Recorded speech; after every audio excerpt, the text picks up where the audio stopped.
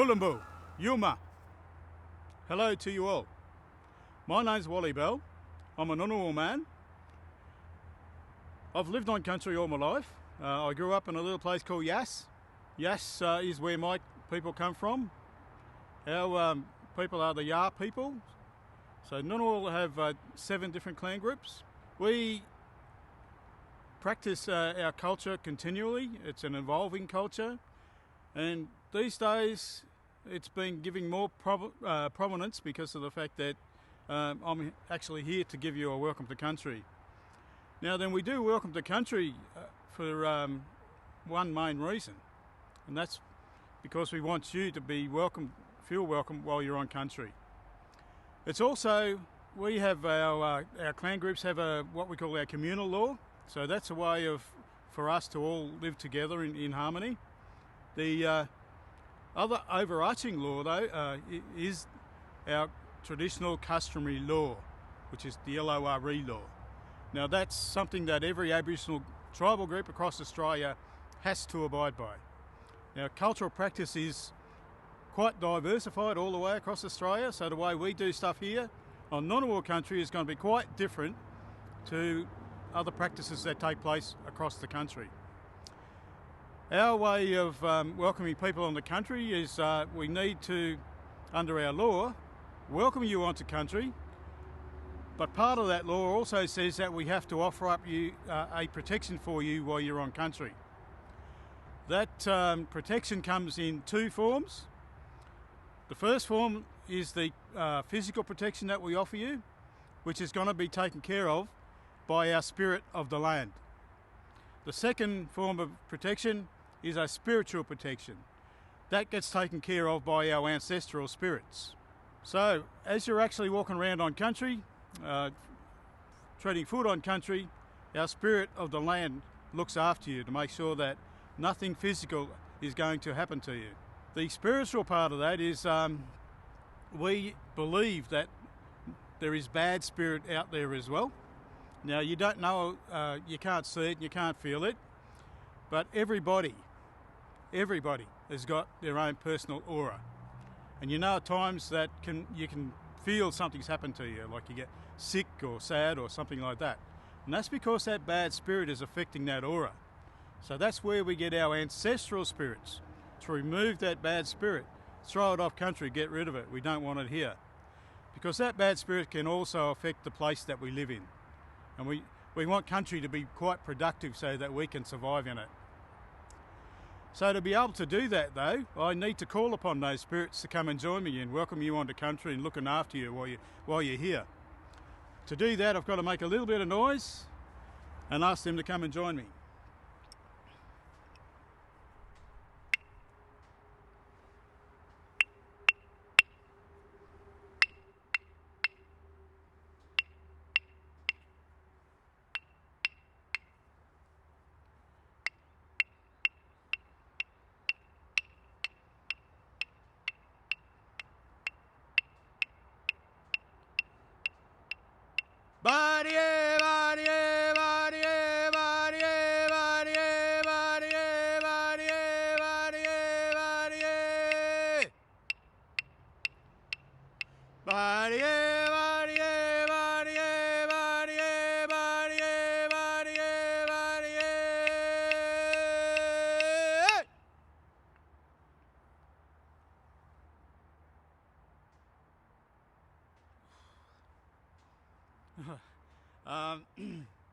Being an Ngunnawal man, and I'm out on country all the time looking after it, I have a really strong connection with my country.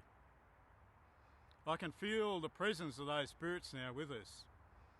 So like I said then, as you're walking around on country now, the spirit of the land's going to look after you in that physical sense. And at this very moment, our ancestral spirits will be going around to everybody, looking at your auras, trying to see if there's any bad spirit that might have attached itself to it. If they find that stuff, they grab hold of it, throw it off country, because we don't want it here. I guess the only downside to that sort of thing is we have neighbouring tribal groups, so we're tossing that bad stuff over into their country. So, with that in mind then, I'd like to finish off with a few words in language. Dalawa, Nunna, Dalawa, Nunawal, Yomalundi. This land is Ngunnawal land, and welcome. Thank you very much. Please enjoy your stay on Ngunnawal country. Thank you. Thank you to Wally Bell, and thank you to everyone for dialing in today for an online discussion about the circular economy. My name is Catherine Carter. I'm the founder and director of Salon Canberra.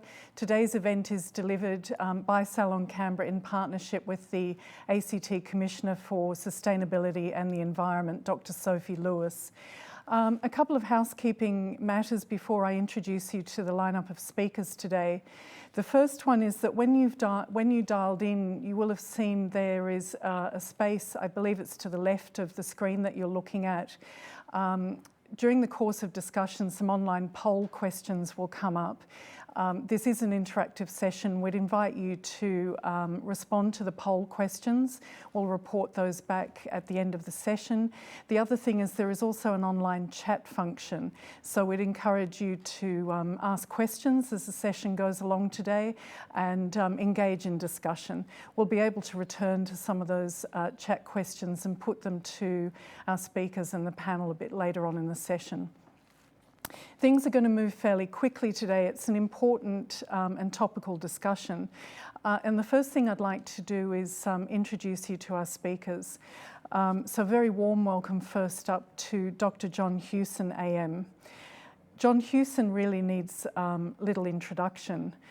Former leader of the federal opposition, John now holds a number of roles. He's had several careers in academia, bureaucracy, business, politics and the media. Among his current roles, John is Professor and Chair, Tax and Transfer Policy Institute at the Australian National University. He is Chair of the Business Council for Sustainable Development Australia, Chair of Bioenergy Australia, and is a patron of the Smart Energy Council. We'll hear from John shortly. Sophia Hamblin Wong. Sophia is Chief Operating Officer at Mineral Carbonation International, a company that transforms carbon dioxide into building products. Sophia is a member of the ACT Climate Change Council and the curator of the Canberra chapter of the Global Shapers Community, which is a World Economic Forum initiative. In addition to the things I've just mentioned, Sophia is one of the few female executives leading the international development of carbon capture and utilisation. In January this year, Sophia represented Australia at the World Economic Forum in Davos, and I think a few of us have also seen her recently on recent appearances on Q&A on the ABC. Then we'll hand over to Noam Maitless. Noam is a graduate of Stanford and the Harvard Graduate School of Design. Noam is the Design Director, Architecture and Urban Design at GHD Woodhead in Canberra, as well as an Associate Professor in the practice of urban systems in the College of Engineering at the Australian National University. Noam has taught at noted architecture schools in the US and has delivered award-winning work in complex mixed-use buildings and precincts around the world. His work is focused on deep research and design-led thinking together with environmental leadership. Our last speaker for today, but we'll hear a lot more from her during the panel session, is Dr. Sophie Lewis. Sophie was appointed as the ACT Commissioner for Sustainability and the Environment in May. Her most recent role was as a climate scientist at the University of New South Wales, Canberra.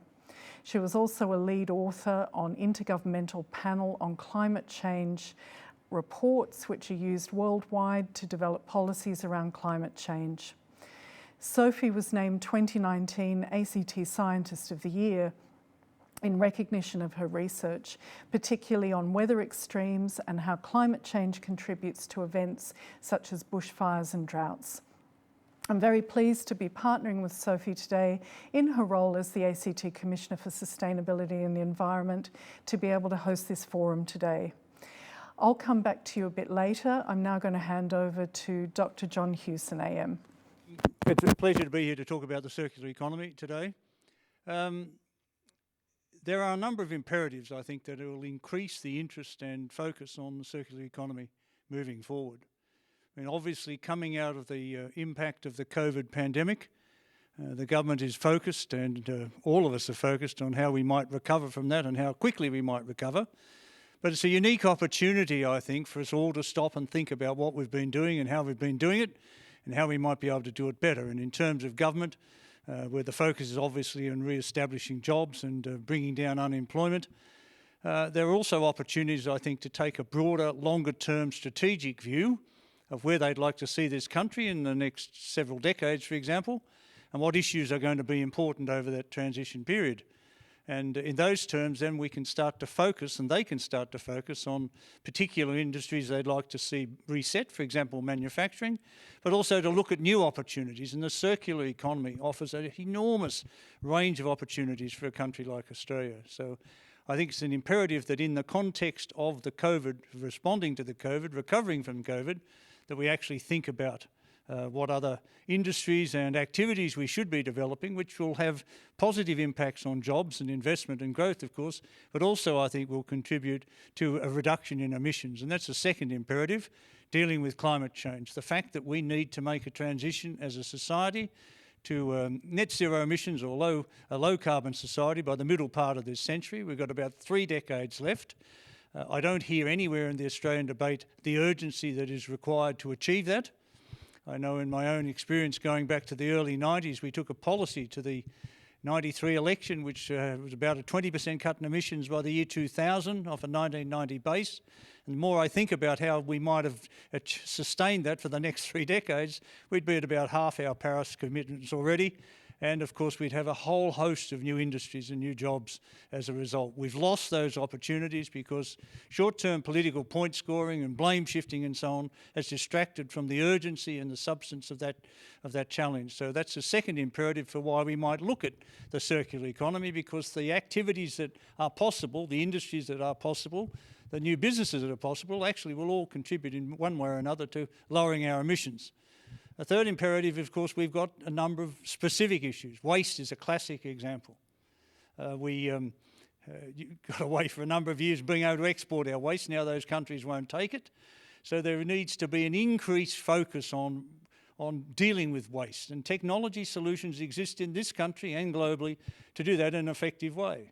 I know myself, I chaired a business back in 2000 that tried to move away from the barbaric practice of landfilling, which of course leaches into the water table, it breaks the carbon cycle, it emits methane gas for decades, with a technology solution to recycle household garbage instead of putting it in landfill, but recycle it in a form that would produce electricity, which would produce a whole range of outputs as a result of the sorting and digestion processes that were put in place. And it proved to me that technology solutions exist, so why do we continue to stick it in a hole? And when I look across the landscape of our country, we have waste everywhere. We have feedstock for that sort of technology everywhere. We can turn it into electricity, we can turn it into biofuels, we can turn it into a whole host of new businesses and new activities. A third imperative is, of course, we don't have fuel security in this country. And that's become a particular focus, and also we import the dirtiest fuel in the OECD, or the second dirtiest. I think Mexico just pips us on that horizon, but this is a staggering situation for a country like Australia to be dependent on something like 44 ships a year coming from Singapore bringing our fuel. And if it doesn't come, we don't respond. We can actually use the circular economy processes, the opportunities to develop refinery businesses, biofuels, biomethane, a whole host of opportunities that exist in this country as possibilities. So there's a series of imperatives there that say to us, look, take advantage of the opportunities that exist in this country. I quite often hear that we don't have regional policies in this country. Well, the waste I mentioned is spread right across regional Australia. It is possible to have recycling businesses, refinery businesses in major regional centres right across the country. These are opportunities that are there. They are going to bring us significant jobs. They're going to bring us significant investment, and they'll underwrite significant new businesses and significant economic growth. At the same time, they will, in most cases, significantly reduce our emissions. There are a number of successful examples around Australia. There's one in Western Australia that uses the recycling of garbage to produce compost for its gardening business, as well as generate electricity to run their business, sell the rest into the grid. There's the Yarra Valley Waterworks in Victoria, which takes, again, a range of garbage, bio inputs, and turns it into electricity and runs the local sewage treatment plant, as well as selling it into the grid. These are realistic examples of what has been done in this country.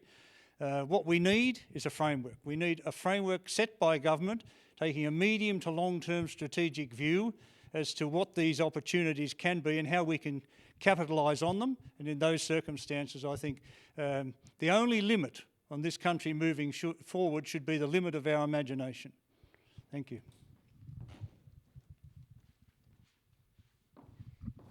Thank you, John. Before I hand over to our next speaker, there's someone else that I'd like to introduce you to today. Aaron Mckenna is an artist, a graphic illustrator. He's actually doing a graphic illustration of the session today, and there he is over there. And we'll hand across to him at different points during the session today and towards the end, so you can take a look at what he's doing. But now I'll hand over to our next speaker. Thank you for having me, Catherine.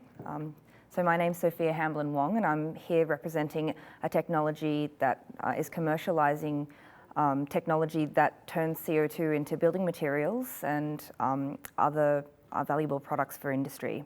So I was really excited to hear your speech, John.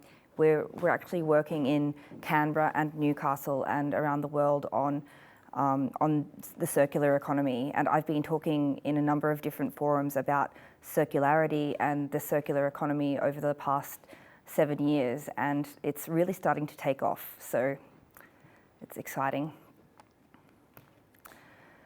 So the technology that I work on is called mineral carbonation, and it's actually a natural process that the Earth uses to store CO2 already. So if you look at the White Cliffs of Dover, it's actually called weathering when CO2 gets locked back into the earth through when it rains.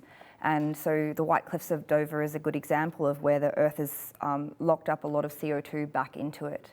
So we just take that natural process that the earth does and we speed it up from a matter of millions of years into a matter of hours.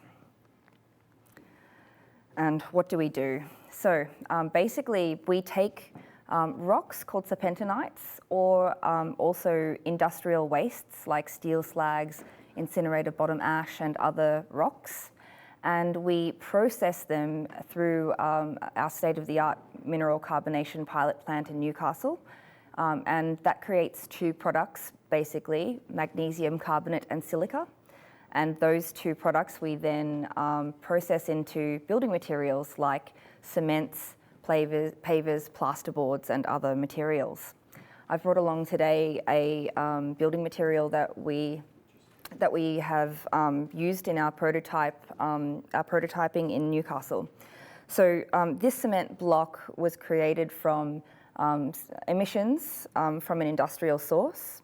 It was then combined with magnesium silicate rocks, and we've processed this into a Portland cement brick. So we've used a waste gas and turned it into a valuable product, which is really what we're talking about in the circular economy. The most important thing, I think, to consider when you're thinking about circularity and true circularity is to consider the full cost of and value of things all the way from the beginning of its life to the end. So we should all be doing full life cycle assessments on our technologies to ensure that we're locking away more CO2 than we're not producing more CO2 than we're locking away, and also that the end of a product's life is considered so that full recycling and uses at the end of its life are considered. And so our commercialization platform has taken that into consideration all the way from emission source to the end of the product's life. This is a photo of our mineral carbonation pilot plant in Newcastle. So our headquarters for the company is in Canberra, but our technology is based in Newcastle. We have 3 generations of technology in this facility, and we are looking to scale up.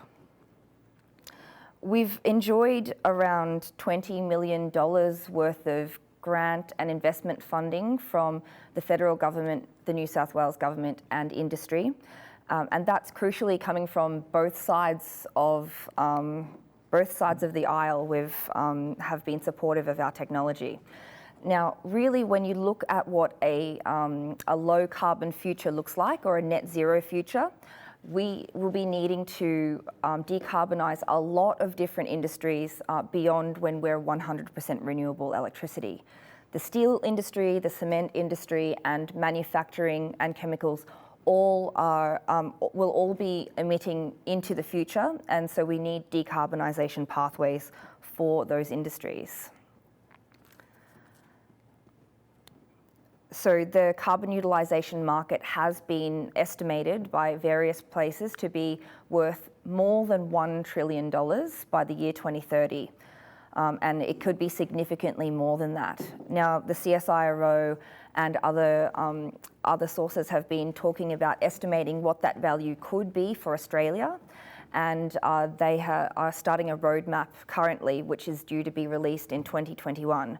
But we think that Australia could play a very significant role in, we could have a competitive advantage in that large market.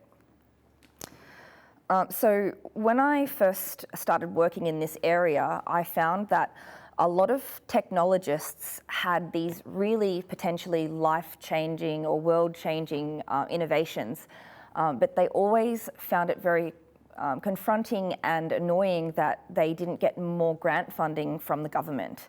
And they would say, why doesn't my technology get more money when other technologies enjoy more funding?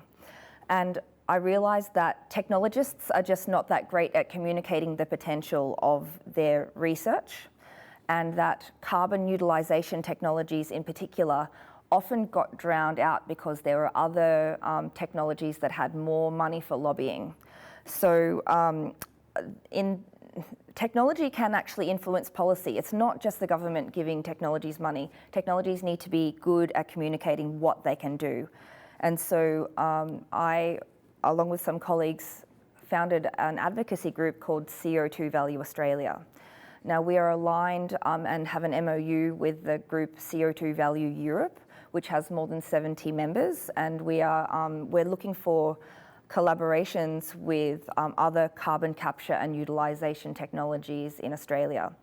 Crucially, CO2 can be turned into lots of different products, not just building materials like the company that I work on, but they can be turned into chemicals, into synthetic fuels, and other aggregates and building materials. So we are calling for the creation of a hub in Australia that processes carbon dioxide into valuable materials. There could be a new industry in Australia that leads the world into decarbonisation and a low emissions future. So this message has actually taken off, as I mentioned earlier. The World Economic Forum has a whole stream on building a new circular economy. And this year, for the very first time, they focused on building a new carbon economy and the fact that carbon can be a key feedstock in numerous different products in the world.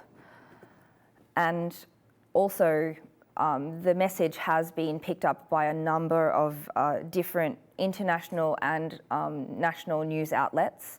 So we're hoping that the message that carbon dioxide is a resource that can be turned into valuable products will be picked up, and that the Australian government and industry will follow suit. Thank you.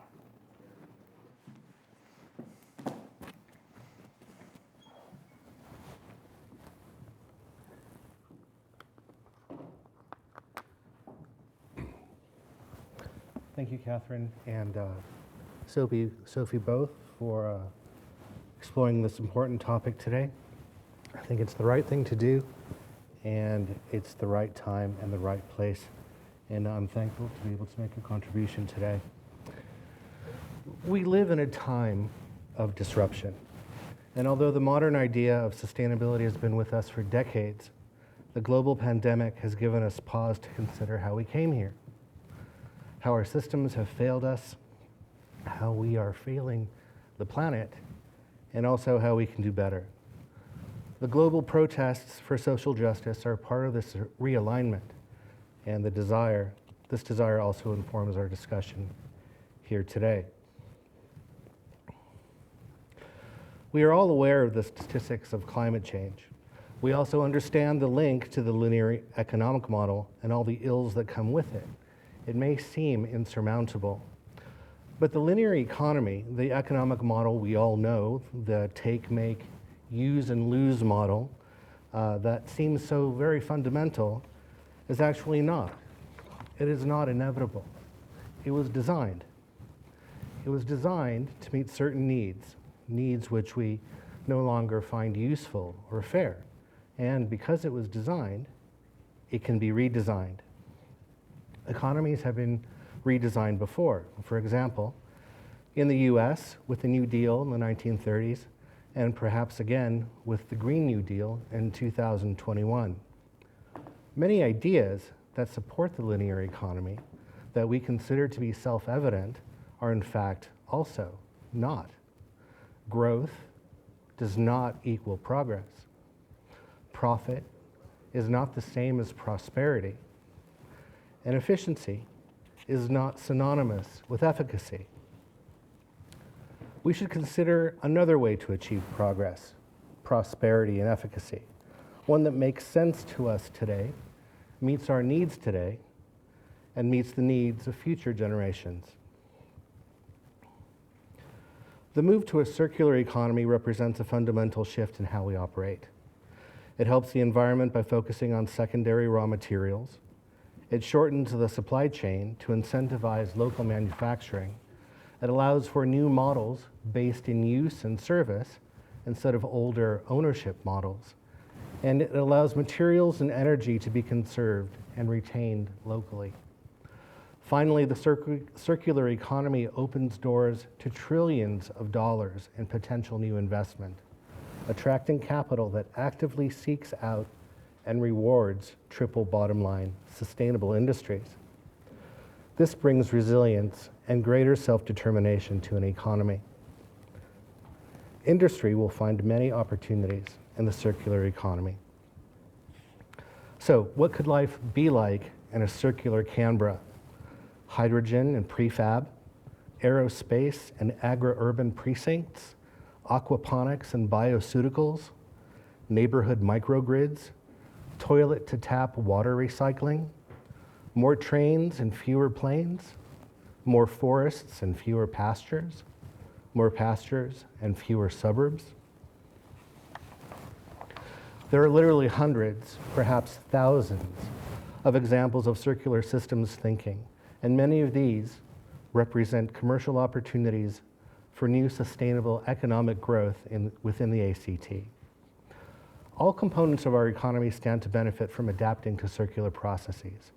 But beyond the diagrams here and the precedents which are shown, beyond the individual stories of success, in order to bring industry to the table, we need a holistic strategy that suits the ACT.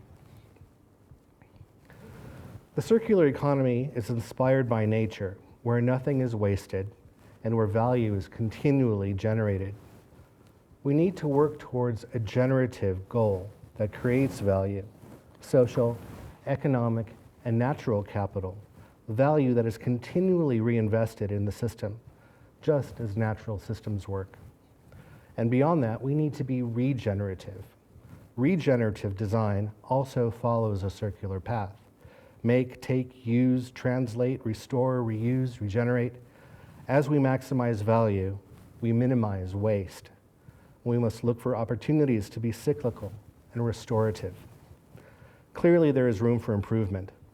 My work is in property and buildings as an architect, which make up only about 12% of the ACT economy, and yet are responsible for up to 40% of typical greenhouse gas emissions.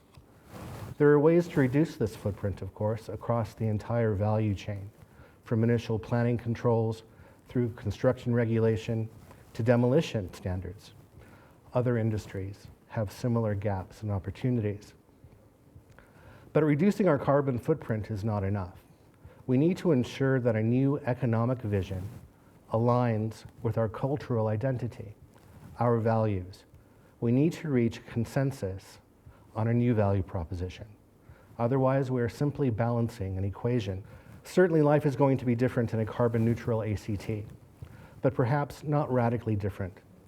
For an example, we can look to Copenhagen, a city of about 630,000, only slightly larger than the ACT plans to be in 2045, our current time horizon. In 2009, the city set itself the goal of becoming carbon neutral by 2025.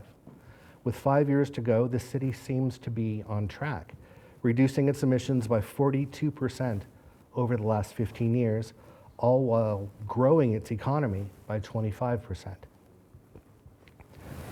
The ACT already enjoys a head start in this arena and is unique in its ability to draw on resources like clean energy, intellectual capital, and natural capital. Urban advocate and writer Jane Jacobs and economist Edward Glaser have both said that cities drive prosperity, innovation, and culture. So to capture that energy here and to capitalize on Canberra's unique resources, everyone will need a seat at the table to build a new value proposition. We have the means to build a successful, values-based economy. It is actually built into the DNA of the city. Perhaps we should go back a little bit before we start talking about going forward. Here you see the Garden City concept and the Griffin Plan. The Garden City concept, as conceived of by the early 20th century British urban planner Ebenezer Howard, was based on the idea that a city should exist in balance with nature. These ideas were cutting edge at the time and influenced the work of Walter Burley Griffin and Marion Mahoney Griffin. In our planning work, we are often asked to create master plans that look 10, 20, sometimes 50 years into the future. We don't know what the world will look like in 50 years, but we can still plan for one. We can plan for one by ensuring that we are grounded in a common vision. And in thinking long-term like this, the process is as important as the product. So the process of thinking about a circular economy should be inherently inclusive to build understanding, to build trust, shared purpose. Industry, government, academia, and the community must have a hand in shaping a collective economic future. The strategy should be ambitious. It should also be flexible and able to evolve over time. It should be clear so that individuals and industries can make informed choices about how to participate or not. And finally, it should accommodate failure. In considering the circular economy, not every solution will work. And that will not mean that the effort is ineffective, but every failure will serve as a lesson. Nature doesn't take one path, and neither should we. So, can we redesign our economy to achieve carbon neutrality by 2045? Given our head start and the right conditions, I'm confident we can be carbon positive by 2045. Can we ensure $5,000 in the pocket of every household in the ACT? Maybe. It seems more likely that in the future, households will be the beneficiaries of many more thousands of dollars in value through increased environmental well-being, social justice, and a more responsive and healthy city, in addition to pocketbook benefits like utility rebates. Canberra is the natural environment for an ambitious effort to demonstrate leadership in implementing a circular economic strategy. It is part of the city's heritage and builds on the unique talents of the city and our time. In the last year, we've had the opportunity to reconsider our priorities as a society. We have the opportunity now to bend the curve toward greater opportunity and greater resilience. We have unique gifts to apply to a circular economy and a unique window within which to start. Innovation is neither a science nor an art. It is a practice. And the best way to predict the future is to create it. So let's practice. Thank you. So thank you so much for joining me today for this discussion. And I also wanted to thank Wally for his very generous welcome to country, because a lot of the words that we've already used today around things like restorative, regenerative, circularity, we know are ideas that are so important in Indigenous knowledge around sustainability and the environment, and that careful custodianship and stewardship of the lands. I don't really know how much more I can add beyond the excellent comments that have been made by John, Sophia and Noam, but I did want to give a little bit of insight into the ACT government and our circular economy. So as Noam said, we already have quite a few sustainability initiatives here, things like our carbon emissions targets, our waste management strategy, and things like Act Smart, that resource hub that we have, that online hub of information for individuals, communities and businesses where they can get information about sustainability initiatives. There was a motion in the Legislative Assembly last year that raised the importance of the circular economy to Canberra. And this brought up all those ideas that John mentioned, all that good stuff, things like seeding new industries, growing existing industries, and creating jobs for Canberrans. My own office is also invested in the ideas of the circular economy, and in our report on the circular economy, we talk about how this could be expanded in Canberra and what gains there might be for various industries, including things like the construction industry. So one thing I really did want to emphasise, instead of going through all sorts of different policies and strategies and plans we might have here, one thing I really wanted to emphasise is that this is inevitable. The days of single-use plastics, of our linear economy are ending. The circular economy is coming and there's great opportunities that we can get from that. And it's about thinking now about that and getting the most productivity, the most economic gains that we can from that transition to this circular way of thinking. So even after all of this introduction, you might still be wondering, yeah, that's all big and abstract, but what actually is the circular economy? What would that look like for a business? So what we have next for you are some wonderful snapshots of the circular economy in action. And because we're in Canberra, we've picked some fantastic Canberra businesses that are really doing first rate at this. And we've picked some of our favourite topics. So next for you, we have some case studies of coffee, beer and bike riding for you to enjoy that will tell you exactly what the circular economy is in action. We make probably around 1.5 million litres of beer a year. 6 different kinds of orange beer and then a bunch of different specialty beer here for the tap room. In terms of how we work with a circular economy, the biggest thing is the brew house. The hops and the yeast traditionally in a brewery will go down the drain. So we decant those into 1,000-litre drums and we send them off with the spent grain to a local organic compost farm, and they feed the spent grain to their beef cattle. It's also a very high nutrient, high nitrogen, and a high value product in the composting system. We use a tremendous amount of hot water in our brewing process, and so we end up with like 95-degree, what's called wort, running off our brew house, ready to go into a fermentation tank. And if we then add yeast into that hot liquid, it'll just completely kill the yeast. So what we do is we actually run that hot liquid through a heat exchanger, and we run really cold water on the other side of the heat exchanger. The hot liquid, which we're going to use to turn into beer, and the cold water exchange heat. We end up with 60-degree water and 20-degree wort to pitch the yeast into, which is the perfect temperature. And we end up with hot water that we use in the next brew cycle. So we're recycling all of the heat that we're generating as well, which really minimises the amount of gas that we've got to use to reheat water. Also, our refrigeration system is really cool. We've got 3 smaller motors, all on variable drives. So when we just need a little bit of refrigeration, one of them turns on like a quarter of the way. or in the middle of summer when we need a lot of refrigeration, all three of them can ramp up to full volume. But because our refrigeration is all computer driven and the motors are controlled based on the demand, we're not turning a massive engine on every time we need a little bit of cooling. Refrigeration is the biggest energy user in the entire brewery. It was significantly higher in capital expenditure when we put it in, but we could see over about a 3-year period that it would come back to us in electricity. If we can minimise our use as much as possible and then reuse any waste product, that's really what we're shooting towards in trying to close our waste in the brew house cycle and across our entire production operation here at Dairy Road. Girls on Bikes is a free Learn to Cycle program for migrant and refugee women here in Canberra. Over a 5-week program, each woman learns how to ride at her own pace with the support of a number of other women around her. We do monthly social rides. A lot of our participants are now actually accredited coaches.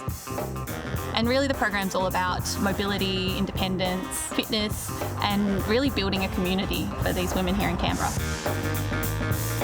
Every woman who goes through the program gets a free bike. So we collect those bikes secondhand from the community. We get them safety checked here at Goodspeed Bicycle Company, and then we rehome them. We've repurposed about 100 bikes from across Canberra over the past 4 years.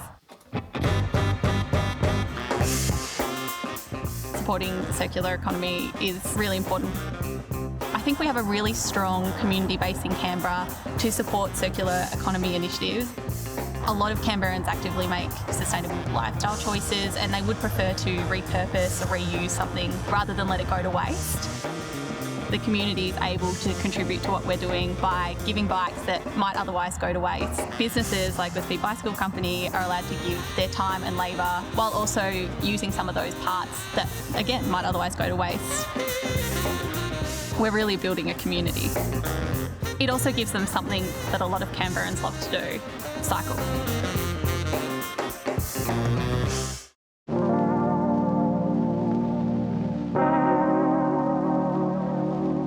Our philosophy is to enrich people's lives through innovation and the community work that we do throughout the world. In Honor Coffee, we do a lot of research and development. Something I'm really passionate about are the farms. We have 3 research and development coffee farms. One is in Panama, Nicaragua, and another one is in Honduras. When we pick the coffee cherry, we use only 20%. 80% is a waste. And being able to work with the producers and turn that waste into actually additional beverage, as well as being able to turn that waste into fertilizer that can go back to the fields, that's exciting. Our first project for sustainability here was solar panels, and the wholesale is running 100% on solar. That idea really sparked that we need to continue this path. Some other projects that we've started is we have a Canberra Truffle farm. They come and collect coffee pucks and they use it as a fertilizer. In one of our shops, they have been doing some research and development to use the coffee grounds and make a facial scrub out of that. We also, at this stage, looking to change our entire packaging for biodegradable. And we've started a campaign with a Give Up the Cup. Why do we have to have a paper takeaway cups? We'd love to continue that campaign and really make an impact. It's important that we discuss circular integration, that we make it more economical, but I think it's more important that we can leave a better future for everyone. So let's innovate and be in a situation that we don't need to fix something that we broke a while ago.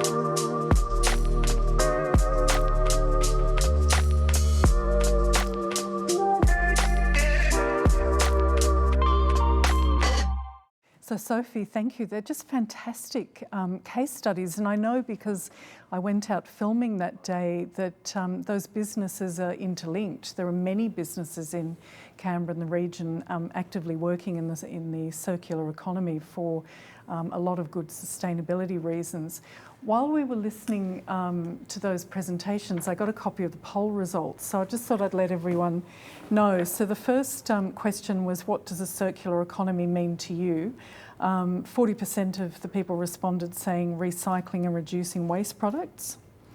Poll 2, the second question was, what can governments do to better support business to transition to a circular economy, and 45% of people said investing in innovation and technology. If we have time, I'll come back to that question, because I noticed coming in on the chat, there were a number of questions that came through about government leadership, initiative, how industry and business can work with government and vice versa. The third question, the final poll question, in 5 years from now, which of these circular economy initiatives will your business implement? And people were given some different options. So link with other like-minded businesses, educate staff and consumers about the circular economy, convert to renewable energy options, and D, which received 58% of the vote, was incorporate circular thinking into business planning. So that was the one that ticked the box for most people.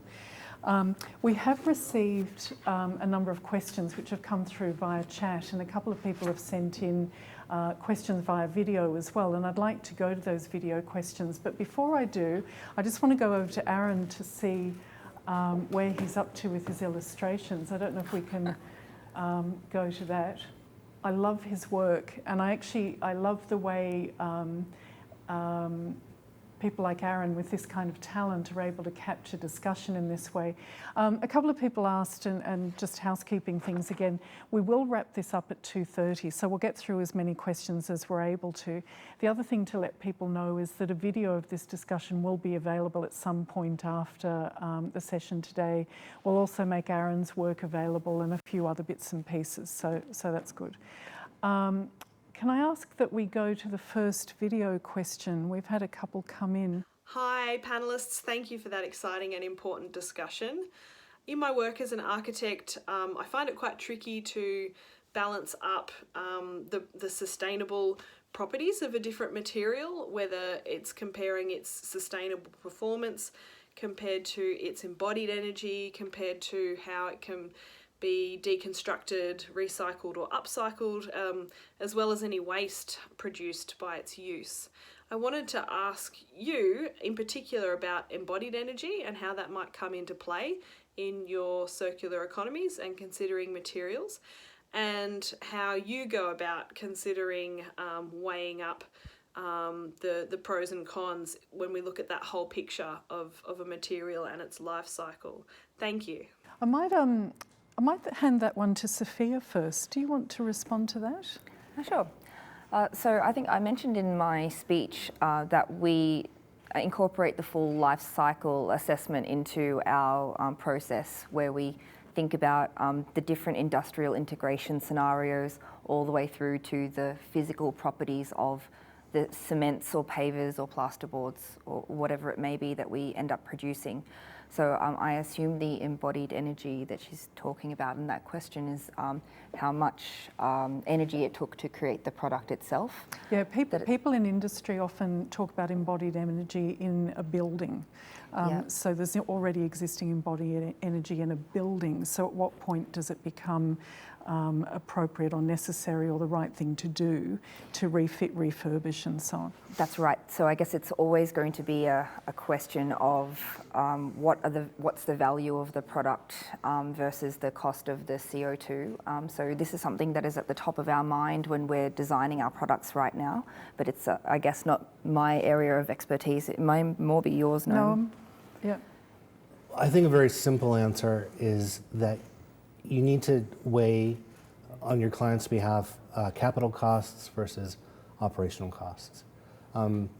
Higher quality materials last longer generally. They don't need to be replaced as often, and that has a material effect on their embodied energy.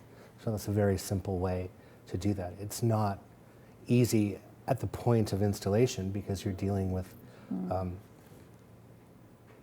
architecture and architectural clients and timeframes, and that may not be the ultimate decision, but it's a very simple way to try to avoid the intricacies of embodied energy. Just use higher quality materials, keep them out of the waste stream for longer. Instead of 10 years, maybe they have a useful life of 100 years. Yeah, I don't want to interrupt the flow of discussion, but I noticed on the chat one of the questions that came in is, what's the life cycle of one of your bricks? What's the end time for that? So we're still in some product development for the life cycle of our bricks, but they are directly comparable to what's on the market right now and will be available for a cheaper price.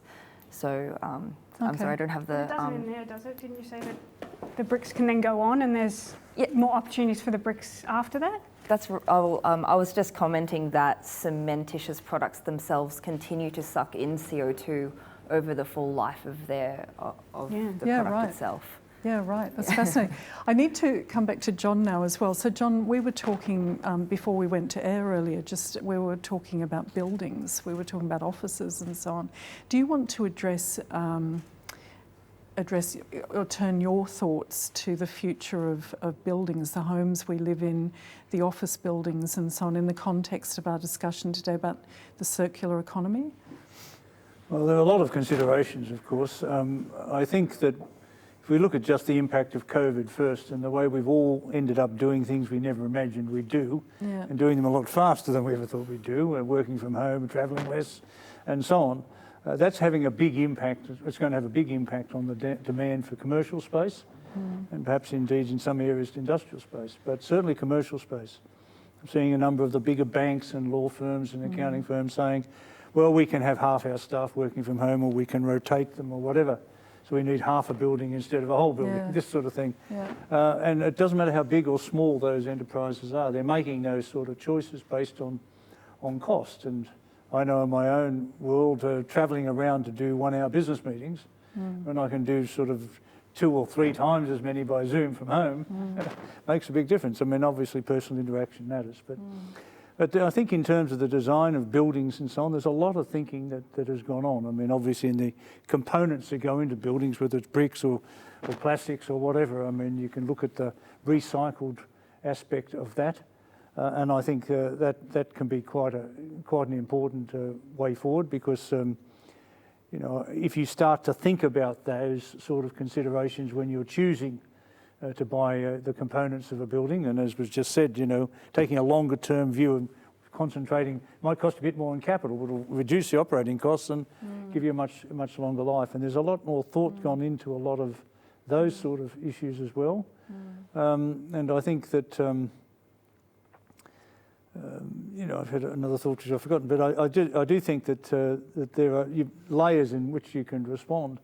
I think in most companies you want to sit down and think about maybe your carbon footprint, or maybe you know, when you're doing any extension or building a building, how it should be constructed, both from a sustainability point of view and from the products themselves and their energy content or their environmental impact. And there's not enough thought being done on that. I remember when we had a business making energy efficient light bulbs. Right. You know, and that was a really easy get in terms of emissions reduction. If the world went to energy efficient light bulbs rather than incandescent bulbs, you'd cut the emissions by about 10% globally. Yeah. It's a big number for a small benefit. And the cost was slightly higher. Yeah. Australia led the world in the response to that by simply mandating energy efficient light bulbs. They gave you 18 months, I think, originally to replace your incandescent bulbs. I can remember asking the minister at the time, how are you going to do that? You know, there's about 130 million incandescent light bulbs plus all the downlights. He said, I don't know. But it happened. And it happened really quickly. And that's a very simple example of taking something that, but even getting an understanding of the carbon benefit of that and the carbon footprint of that. Okay, we had a long, difficult discussion about with a Green Office, what was the Energy Office here then, as to what was the life cycle benefit in emissions reduction, particularly when the old bulbs have a bit of mercury in them, you know, and you know, you've got a glass component, you've got plastic components, so it's not an easy answer, but over time the measurement of those components has become so much more effective that you can actually do a lot, and you can think a lot about whether we should put that bulb or use that brick or, you know, that plastic. And I noticed some of the big plastic users, Coca-Cola for example, are going to recycle plastic bottles. They don't want to have to be bound by their old way of thinking. That's a significant step forward. the recycling part of that, how do you get the bottles back, you know, and how do you keep the process going? They become very important logistic issues.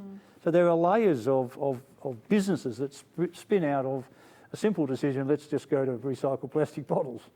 You know, so I do think that when you start to think about your own business, you should look at the components that you're using.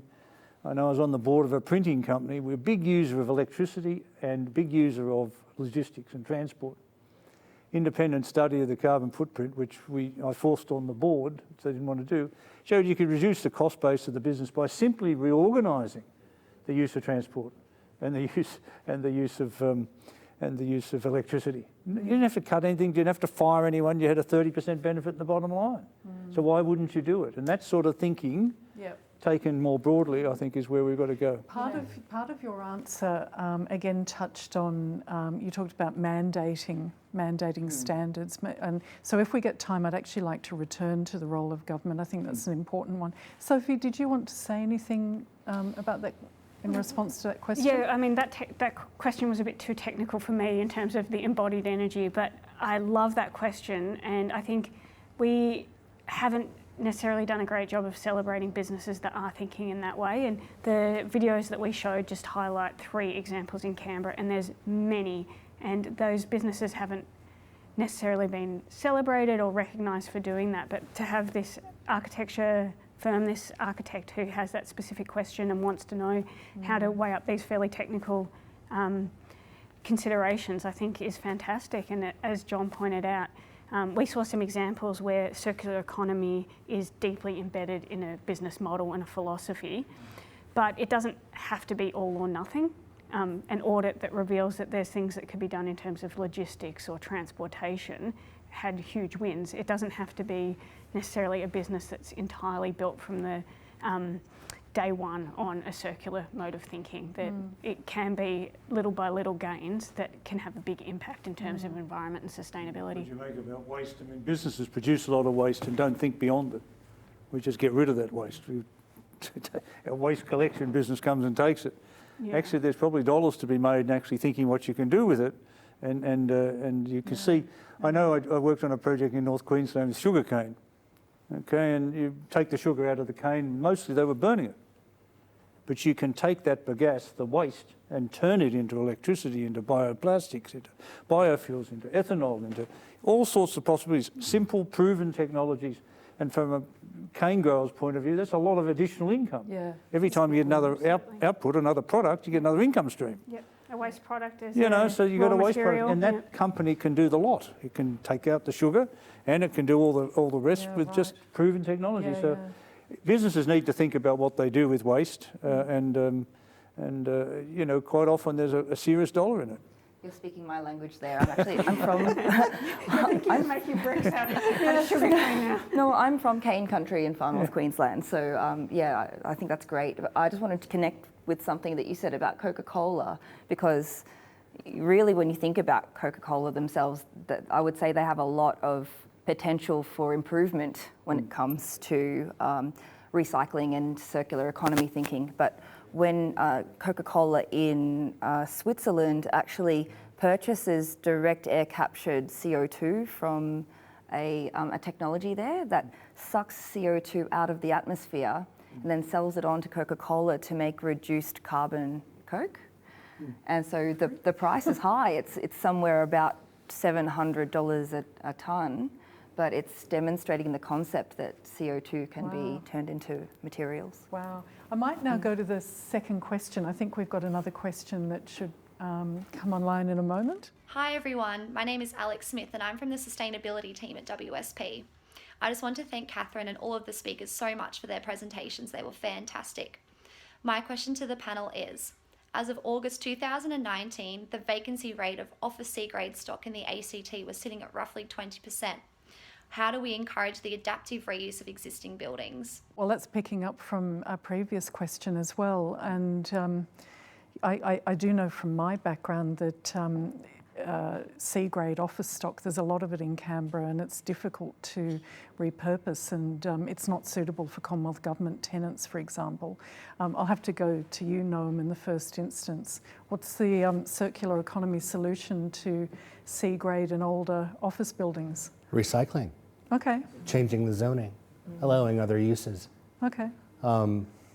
Allowing other opportunities for people who may have a use for space. Maybe even allowing residential use in some cases, live work, opportunities, things like that. So, yeah, there's no reason to allow empty buildings to exist. There will be a use, but often the impediments are policy. Right. Not. That's another government question. Desire. Yeah, we need more government people here. Yeah. Sometimes there's a landlord problem too. The rents are too high for the space. Right. Yeah, that's true. Do anyone else here want to comment on that question? It goes to the empty office accommodation question again, this time for slightly different reasons. This isn't the number of people in a space. This is just what people can do with old buildings. There is an exercise on the south coast of New South Wales, I forget the name of the group, but they've been collecting vacant space, office space, shop space, community halls, scout halls, whatever, and pulling them together and making them available. Right. And the reuse has been phenomenal. I mean, people just didn't know that they could get that space for a wedding, or they could get it for a community meeting, or they could get it for, and that's pretty simple stuff, and the space was just going to sit there. Yeah. I know another business where the fellow went around to all the pubs, which have got some sort of accommodation upstairs but never use it. Yeah. He's collected all of that online. Yeah, right. So you can go anywhere, and there's a room to be had, which wasn't there, it was there before, but wasn't marketed as a room. Yeah. It hasn't been much cost to the hotel, but they've actually got additional revenue for a small fee to this platform. So there's all sorts of thinking goes on in terms of how you better utilise space. I think Newcastle rebuilt itself, really having pop-ups in, empty shops, and then finally they became businesses and so on. But, and artists as well. Yeah, artists, and all sorts of ways in which people can't afford to pay what would maybe perhaps have been a full rent before. Yeah. But over time they can actually develop a business in that space. Yeah. So I was going to ask Sophie. Oh, I was just going to say, this is also a really important part of the circular economy. So we've been talking about, the technical aspects and repurposing material and waste streams, but when we're talking about circular economy, it also encompasses all those practices that we have in terms of sharing, shared economy with Uber and Airbnb, tool libraries. All of that is still part of the circular economy, and avoiding waste being introduced into the system in the first place. So, But also, as we have all had to come into our own homes to work in the COVID era, maybe a live-work scenario and rezoning a lot of these empty buildings as places that we can live and work freely would be a really great thing to look at. Yeah, I think one of the changes that was made in an industrial relation sense between the states and the federal government and the national cabinet was to recognise that a number of enterprise agreements and awards made it illegal to work from home. So the quicker you can change that... Is that so? Frankly, you can quickly change that such that why not? Yeah. And it didn't really change the nature of the union relationship or the employer relationship at all. Yeah.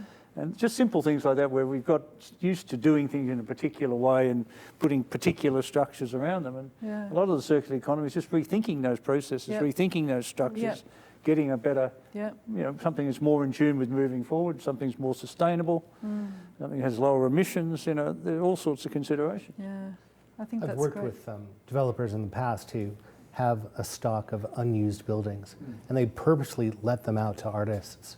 That creates a kind of critical mass of activity in that area, which then starts attracting new businesses. And that, in turn, attracts people who want to live there. And that's a great way of building a neighbourhood. They build their own demand. Lonsdale Street, Braddon has got to be an example of that. Yes. And New Acton to some extent, although it's a little bit different in what they've done to what happened in Lonsdale Street, and now a number of other locations around Canberra. Might now go to our third question, if we've got that one online. Thank you for the speakers for raising the awareness around the circular economy, and thank you to Catherine and Salon Canberra for putting a spotlight on this topic. As an investor and ventures accelerator, I have a two-part question for the panel around the steps needed to move from concept to value capture through practice and investment. What steps do we individually and collectively need to take to convince investors and business of the benefits of restorative by design outcomes? And do you have any comments around the use of capital throughout the circular economy life cycle to ensure both economic and environmental returns? That's got to be a question for you, John. Well, the investment question is very important, and it is driving a lot. It's driving a lot of adjustment. You saw the announcement today, BP has written off $17.5 billion of its asset base, fossil fuel base, because it sees that in medium term, it said this, those are going to be stranded assets. So there's an investment driver. They've admitted the investment community drove them to look at the value of the assets they had on their book and in the essence of their business, and they'll have to change. Related to that is thinking about where, if you're not going to invest in those sort of traditional areas, fossil fuels is a classic example, but there are many others, then where would you put your money? And start to think about the returns you can get from circular economy type investments compared to traditional asset structures. And one of the big arguments we had, I started a thing a few years ago called the Asset Owners Disclosure Project, where we survey rated and ranked the big investors of the world, top 500 super funds and sovereign wealth funds and so on their investment strategy in relation to climate. And of course, the initial response was, well, we can't afford to get out of the way we do this because we'll compromise ourselves, we'll lose money, we won't make the same returns, whatever. Yeah. What's happened with the whole ethical investment movement and the climate movement and other movements have shown that you can actually take a completely different range of asset classes and investments and do even better than you were doing before. Yeah. And so superannuation funds and so on have had to rethink, where do we put our money, how do we put our money? And as in that context, some of the circular economy business opportunities that are emerging, particularly the recycling ones, the biofuel ones, they're going to bring you pretty decent returns compared to just taking a full risk in the stock market, for example. And perhaps you can move out, as they have done in many cases, move away from some of the more risky elements of the stock market. A lot of those are fossil fuel related, for example. And they've put it into these more ethically acceptable investments, and you find that overall returns go up, not down. And so it is a learning by doing. It's a iterative process, but I think the outcomes are now getting to be very strongly in favour of rethinking your investment strategy, and that helps when you're trying to get a new project off the ground. That banks and investors say, well, it is worth taking in terms of our portfolio a certain percentage of that risk in our portfolio. We'll fund that recycling business to some extent. We'll take an equity position and so on. And that's you've got to get it to feed on itself. But in the end, it can make a very big difference. And that's been happening in a very dynamic way for the last 10 or 15 years now. So, Sophia, I think you're the only millennial on the panel. So you must have been part of this kind of conversation at Davos, and I'm guessing you're also at the UN Climate Summit in New York last year. Is this something that came up, and what's the answer from your point of view? Definitely. We talked a lot at the UN Youth Climate Change Summit about the sustainable asset classes and how to get additional investment into climate-focused and youth-run climate-focused initiatives.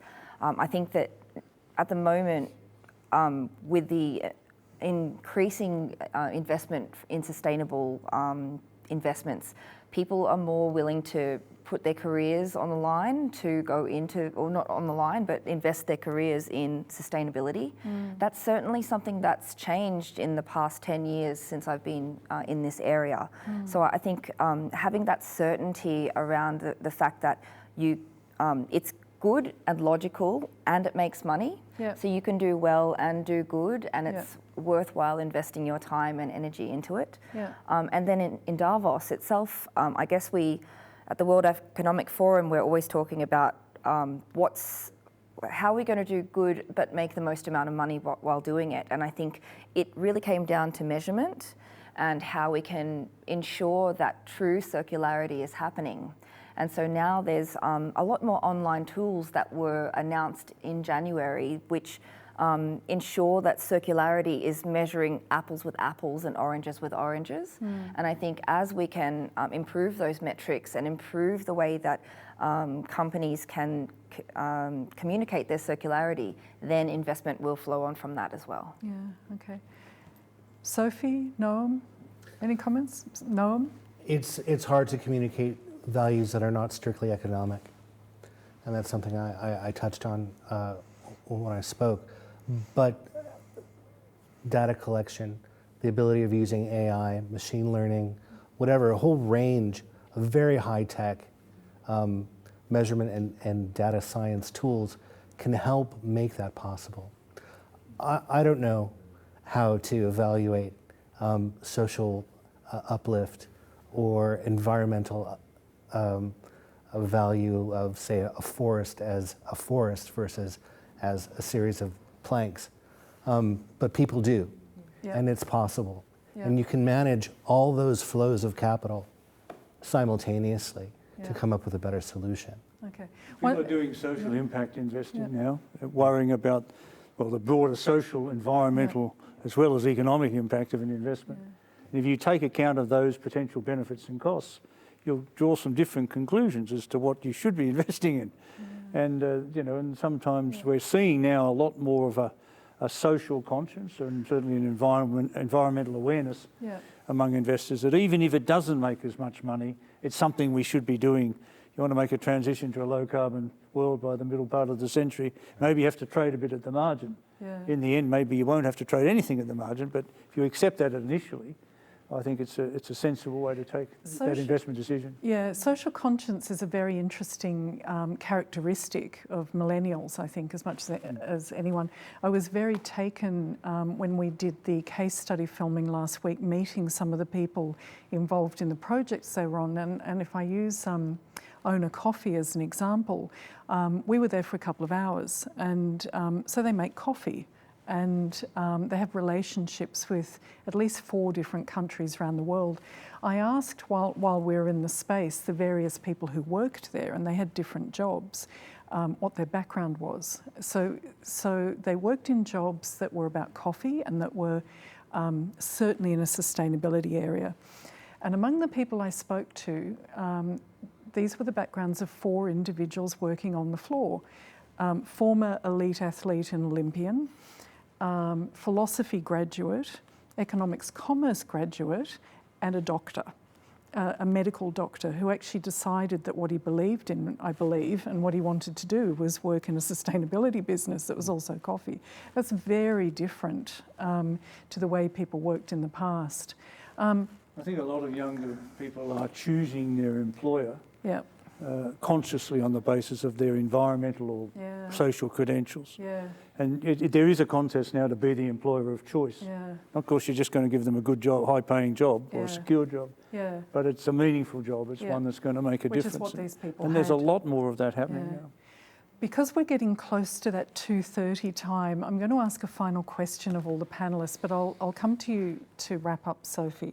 So I think a nice way to finish is to ask each of you, if you could leave a closing message to people that have dialed in today or who'll be watching this video afterwards, what would that message be? So I might ask Noam, what would your message be?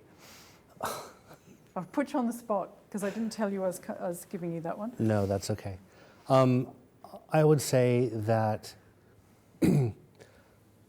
we have a unique opportunity to capture the moment and create an ethical economy. It's not going to be easy, but it's worthwhile. And I would end with an admonition that if we don't decide this for ourselves, I think circumstances will decide for us. So there's a sense of urgency here as well. That's a good answer. Thank you. It's not entirely happy-go-lucky, but no. Well, in fact, the last time I had lunch with Sophie, I think, was in December 2019 when we sat down to lunch. That's why your answer resonates for me, because the city was choking with smoke, you know, absolutely shrouded with smoke that was everywhere. And so, you know, that was a reality that was around us. Sophia.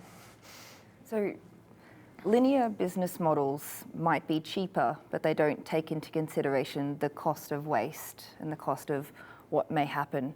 So a lot of the things that are cheaper right now might emit a lot of CO2 into the atmosphere. That's just waiting for a generation or two down the track, or even right now, to pay the price for that. So the work that I'm working on at the moment is trying to create business models out of diverting that CO2 from going into the atmosphere, or also sucking it out of the atmosphere and turning it into useful products, because we wanted not to avoid the cost of climate change in the future. So that my final message to everyone would be that it is possible to turn carbon dioxide into materials like cements, plasterboards, fuels, chemical feedstocks and other things. And Australia can be a hub for that. We can create jobs in Australia and commercialise research here. Yep. That would be my comment. Thank you. And John? I think my message would be that take COVID as pretty much a dress rehearsal for what might happen in a whole lot of areas, a lot of issues. If you continue to ignore the science, or you don't plan, you don't think strategically. And I think that you know, we found that in response to COVID, we've ended up doing a whole lot of things that we never thought we'd do. Yeah. And we're doing them very differently and very effectively. Yeah. So seize the moment that's there now and say, recognise what can be done, the potential of it. Yeah. And gosh, we've started a vegetable garden, we've got chooks, we've got everything. You know, all the things that, you know, as a kid I had and gave up. And now sort of it makes a compelling logic, and the consequences of that for lifestyle are very significant. It's only a small example. But haven't we changed, like vegetable gardens on the balcony, and we're all riding bikes? Well, one of the, I've just done a thing on food security, but one of the big predictions is that about a third of the world's food can come from cities.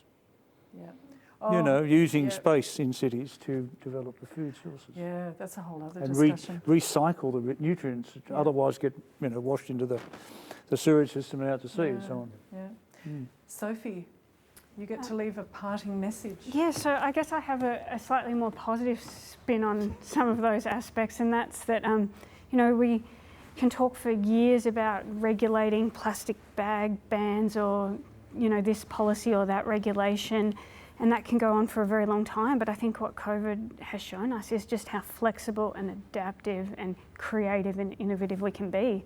I mean, we saw cafes and businesses in our suburb close in March with one business model and open up a week later, delivering the same product differently or new products, and it was just phenomenally inspiring to see that that could happen so quickly, that there were all these fantastic forward-thinking people out there driving that change. So I think given what we saw happen, any of the initiatives that we've talked about today, any of those broader philosophies about circular thinking are possible and really on the cards for Canberra's future.